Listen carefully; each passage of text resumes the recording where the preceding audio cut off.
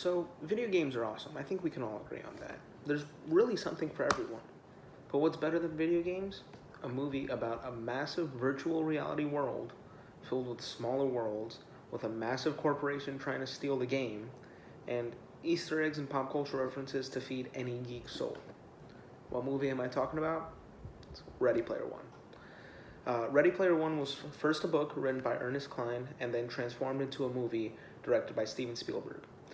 Ernest Cline and Zach Penn were the screenplay writers for the movie, and the main actors in the movie were Ty Sheridan, Olivia Cook, Lena Waithe, and Ben Mendelsohn.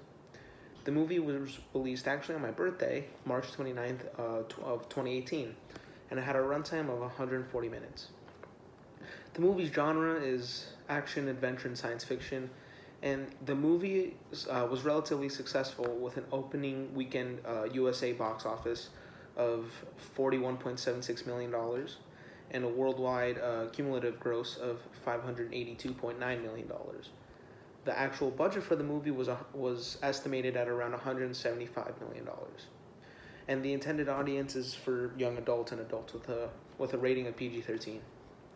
Now, I'm a massive geek, and I love movies and video games, and not only is this movie the best of both worlds, but it has so many pop culture references that you see throughout the movie, and it brings out this really nice feeling of nostalgia and almost this wow factor that of like how can they put so much stuff in like a single frame of a movie.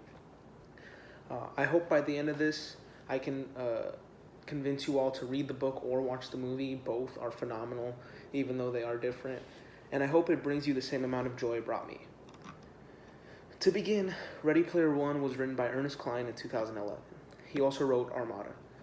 Growing up, he was addicted to video games and movies, which obviously heavily influenced his stories. The movie was directed by Steven Spielberg, another well-known director, and he was directed, so many movies such as Jaws, E.T., Jurassic Park, Indiana Jones, and Saving Private Ryan, just to name a few. His experience in directing and the awesome and geeky storytelling of Ernest Cline led them to make an amazing movie. The movie starts in a rather desolate place. It starts in Ohio in the year 2045, and the world has gone to hell, basically. It's overpopulation is out of control, people are starving, and the main character, Wade Watts, his only escape is the Oasis, which is this massive virtual reality world where most of humanity goes to escape their problems. After the creator of the Oasis died, he sent out a 3-part Easter egg hunt, and the winner would get his massive fortune and control of the entire Oasis. After 5 long years of no one finding a single one, Wade Watts finally makes a discovery that sends him and his friends, which are called the High Five in the movie, down a crazy path filled with danger and challenges that really test them. The main antagonist, is Ben Mendelsohn's character, Nolan Sorrento.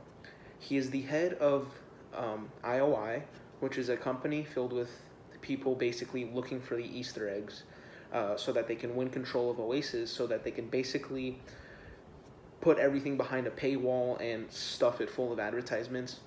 And any gamer knows that's not good for a game. It's never fun.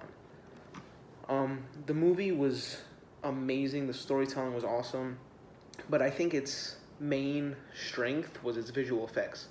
It had to find this sweet spot between video game and movie, and I think it really nailed it. It wasn't I wouldn't say as bad as video game quality is, even though video game quality isn't really bad, but it felt realistic and futuristic at the same time.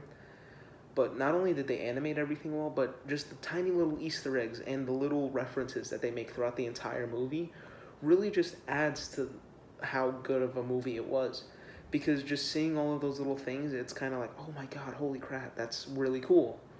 They reference all sorts of different movies, video games, cartoons, comics, anime also. And you just kind of have to watch through and you'll notice them as they come. So today I talked about one of my all-time favorite movies. I mentioned a background of the directors and writers, a brief synopsis of the movie, as well as why I like it in the hopes to persuade anyone who hasn't watched it to do so. This movie is an incredibly fun one to watch. It has so much that you won't be able to just capture in the first run through. I've watched it probably 100 times at this point, and I still don't think I've caught everything. There's just so many little Easter eggs that, you can't grasp in the first run through. It just won't happen.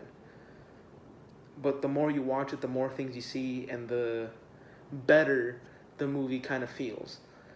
As soon as I watched it, it shot up to my top 3 list of all-time favorite movies, and I still watch it every now and then. So please give this movie a shot. I promise you won't regret it. Thank you.